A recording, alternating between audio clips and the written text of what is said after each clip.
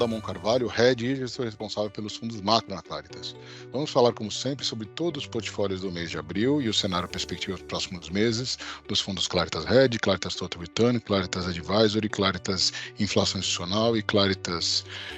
Institucional. E vamos falar um pouco sobre o cenário que gerou a rentabilidade. No mês passado foi um mês bastante desafiador, onde a gente teve um cenário, uma virada muito grande no cenário, principalmente o cenário de peak rates, né, o cenário de corte de juros esperado para o ano de 2024. Esse cenário vem se desconstruindo ao longo do ano, desde a virada do ano passado, quando o Federal Reserve colocou no mercado. A gente começou o ano de 2024 com um corte esperado de 175 bases na taxa de juros americana, e a gente fechou o mês de abril com 35 bases de corte nos juros esse ano, ou seja, teve uma reprecificação de 140 bases ao longo desses primeiros 4 meses do ano na economia americana. E isso foi o responsável pelo qual a gente teve no mês passado bolsas globais. Nos Estados Unidos foi o primeiro mês de queda na bolsa americana, caiu mais de 4%, o dólar ficou forte, a curva de juros americana subiu mais de 50 basis points, ou seja, 0,50, saiu de 4,15 para 4,65 a curva americana de 10 anos. A gente teve a curva de 2 anos batendo mais de 5% e o dólar ficando forte novamente. Esse cenário ele se deveu principalmente por conta de uma atividade americana muito forte e continua sendo muito resiliente, mostrando aí que o mercado americano continua muito pungente, né? Outro ponto que favoreceu esse cenário de mais alta nas taxas de juros americanas foi o número de inflação. O CPI, que saiu ao longo do mês, foi muito forte, com o núcleo, o supercore que o Federal Reserve ele olha, rodando acima de 0,3, foi 0,38, foi um número muito forte no mês passado, e isso acabou fazendo com que esse mercado de trabalho, mesmo o mercado de trabalho desacelerando marginalmente, mas ainda rodando numa média móvel trimestral de mais de 200 mil. A gente teve um mercado onde o número de inflação eles estão desacelerando, mas estão desacelerando num ritmo mais lento, e o número de atividade mais forte, com o PIB do primeiro TRI até que foi um pouco mais fraco, mas mostrando estoques mais fracos. Mas o segundo TRI foi tem um sinal aí a priori nesse primeiro início do segundo trimestre da economia americana muito forte, mostrando uma aceleração em relação ao segundo TRI, em relação ao primeiro TRI, mostrando números aí de fechamento do ano acima de 2,5%. Então, acima de 2% para esse ano. Então, a gente está falando aí de uma aceleração da atividade com uma desinflação mais lenta do que esperado, e isso acabou reprecificando as curvas de juros dos Estados Unidos, gerando um cenário global aí um pouco mais de aversão a risco para o mundo como um todo, né? A gente teve, no final do mês, a gente teve aí o Federal Reserve, o Powell, quando o mercado começou até a discutir a possibilidade de alta de juros esse ano, a gente teve o presidente do Banco Central americano falando com calma, falando que tira o cenário de alta de juros, que o próximo cenário é de corte, mas é um cenário de corte que hoje no mercado está ficando algo por volta de 50 basis points, 0,50 nesse dia, ao redor de 0,50 esse ano, que é o cenário base que a gente tem aqui na Claritas, na Principal, que é um cenário de 0,25 em setembro e 0,25 em dezembro. Esse cenário ele é mais data dependent, porque se a gente continuar tendo uma economia americana muito forte, a gente pode ter aí revisitar esse cenário, e a gente pode de repente tirar o corte de setembro. O cenário está bastante adverso, está bastante desafiador nesse momento, então a gente tem um cenário onde gera mais volatilidade, gera um cenário de alocação de risco global mais desafiador, aí, principalmente para países emergentes. Quando a gente pensa em zona do euro, a gente fala de uma economia que está preparada para fazer o corte em junho, sim, a inflação está mais tranquila, a atividade está vindo tranquilo, mas o Banco Central americano, o Banco Central europeu, ele deu sinalização de que vai fazer o corte agora. Pode não ser um ciclo de corte de juros, mas deve ser um cenário onde você deve ter alguns cortes de juros. Já no Banco Central chinês, a gente teve nos dados econômicos chineses, o Banco Central continua na China a estimular a economia, a gente teve dados da economia chinesa que foram bastante bons, a bolsa chinesa subiu no mês passado novamente, a gente não sabe até quanto temos a interferência do governo, mas a gente viu o minério de ferro subindo muito forte no mês passado, mais de 18%, commodities como um todo subindo indo muito bem no mês passado, não só as agrícolas, mas também as metálicas, tudo indo muito forte. Então isso acaba dando um cenário mais positivo para a economia chinesa. A gente tem cautela porque a gente tem bastante desafios estruturantes ainda na economia chinesa a ver, como o mercado imobiliário, como o mercado de trabalho, como uma regulação, o ambiente geopolítico, tudo isso acaba deixando a gente um pouco mais cauteloso em relação à continuidade do cenário chinês forte. Mas a gente está falando que um cenário global ainda é incerto, enseja cautela, o cenário de economia mais forte, que o cenário base no começo do ano de corte de juros mais forte, ele acabou sendo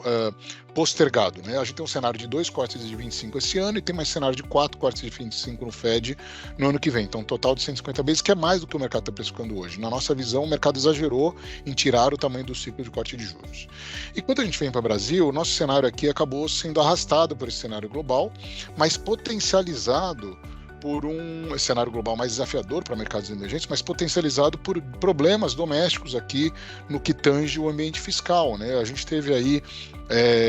o governo revisitando aí as metas de superávit para este ano de 2024, que era de 0,5%, de 25% de 0,5% para zero. A gente está falando de déficit nominal zero esse ano, então seria uma manutenção do déficit nominal deste ano e ano que vem em zero. Mas ele fala em uma queda no superávit do ano de 2026 de 1% para 0,25%, e depois a gente fala o ano 27, o ano 28, que já seria o próximo governo, aí uma alta de 0,5% e 1%, que acaba sustentando a relação dívida-PIB, né? Mas é um ambiente bastante ambicioso, é um cenário bastante ambicioso por parte do governo brasileiro, que gerou uma certa cautela, porque a gente teve aí um momento muito ruim, enquanto o mundo está falando de mais altas de juros por conta de um ambiente fiscal mais leniente e uma necessidade de economias mais fortes e economias rodando mais fortes, juros mais fortes no mundo. A gente está falando que o Brasil, em vez de fazer o dever de casa via corte de despesas, ele está tentando não cortar despesas até e não vendo o ambiente para ter mais cortes de despesas, tirando aí o aumento de receitas futuras, né? Então isso acaba gerando um ambiente de desconforto no ambiente fiscal, que pesou muito aqui nos mercados brasileiros. A nossa curva de juros teve uma reprecificação muito importante no mês passado. A curva de Selic, a taxa final de Selic saiu de um patamar abaixo de 10% para este ano, para uma taxa de próxima a 10,5%, fechou quase em 10,50% a Selic para esse ano, ou seja, mais um corte de 0,25% e mais nada, o que para a gente é completamente impensável. Chegaram a falar até em alta de juros para o ano que vem no Brasil, assim já neste momento, que para a gente também é impensável. Mas é um ambiente que joga contra o ambiente de responsabilidade fiscal que a gente espera no lado de corte de gastos e não de queda de receitas, né, que o governo deveria ter. E aí isso acaba fazendo com que o trabalho do Banco Central brasileiro seja mais desafiador, né? É um ambiente onde a gente tem uma economia brasileira que também está rodando mais forte, a gente já fala em PIB acima de 2% para o Brasil, mas a gente fala aí de uma inflação que também está rodando mais tranquilo. Isso nos fazia pensar aí num corte de 50 bases no reunião de maio. Lembrando que o Roberto Campos, o Banco Central, na última reunião, ele já tirou o guidance de outras reuniões de 50, então a gente tinha um cenário de 50 na reunião de maio, depois de acelerar para 25 nas próximas reuniões, chegando no nosso cenário anteriormente até 9,25, 9,5. Agora, com esse cenário mais desafiador do ambiente fiscal e com o próprio Roberto Campos, com o próprio Banco Central brasileiro, sinalizando que o cenário externo está mais desafiador, com taxa de juros mais alto, e esse cenário doméstico aqui com uma massa salarial mais forte, uma criação de vagas forte, a gente está falando de o mercado de trabalho também está um pouco mais forte no Brasil, a inadimplência está mais fraca, o mercado de crédito reaquecendo, mostrando que uma demanda, o consumo está muito forte. A gente teve vendas de varejo no mês passado que foi muito forte. Isso acaba ensejando a gente ter que revisitar novamente o nosso cenário de Selic terminal no Brasil, e hoje a gente fala numa Selic terminal de 9,75, ligeiramente abaixo de 10%,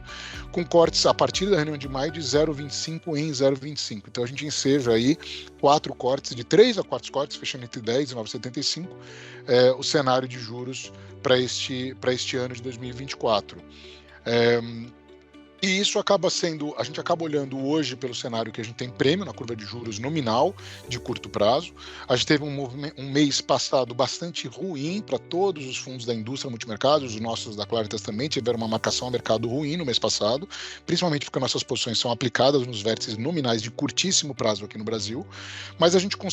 continua a acreditar que essas posições são ganhadoras e elas já estão dando um resultado agora ao longo do mês de maio, né? A gente já vê uma retomada dessa exagero da precificação em termos de não ter cortes de juros no Brasil ao longo de maio.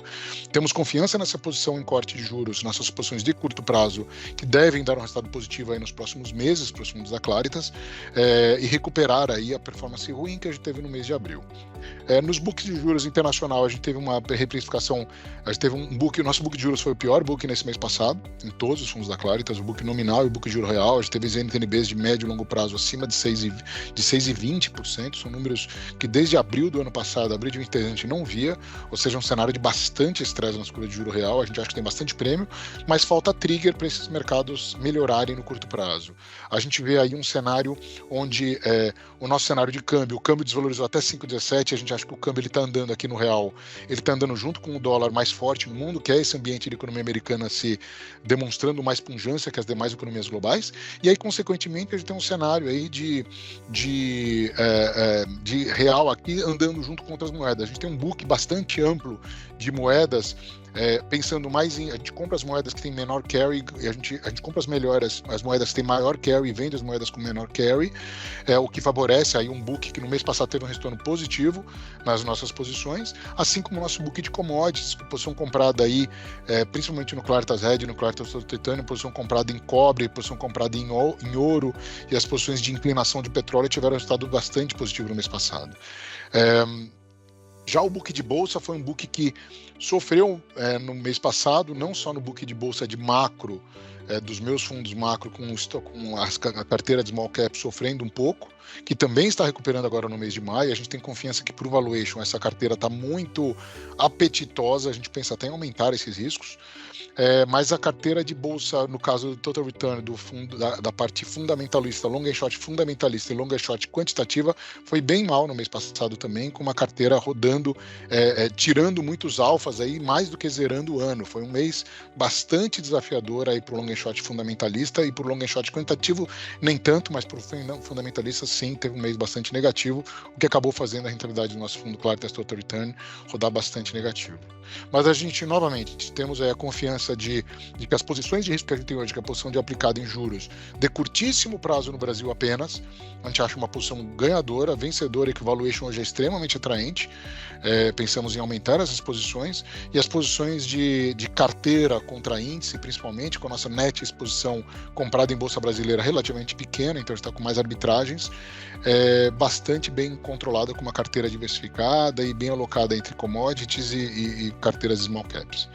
Bom, pessoal, é isso que eu tinha para falar para vocês. Eu coloco a área macro, a área comercial, a área de economia completamente à disposição de todos, e é sempre um prazer falar com todos. Obrigado e até a próxima.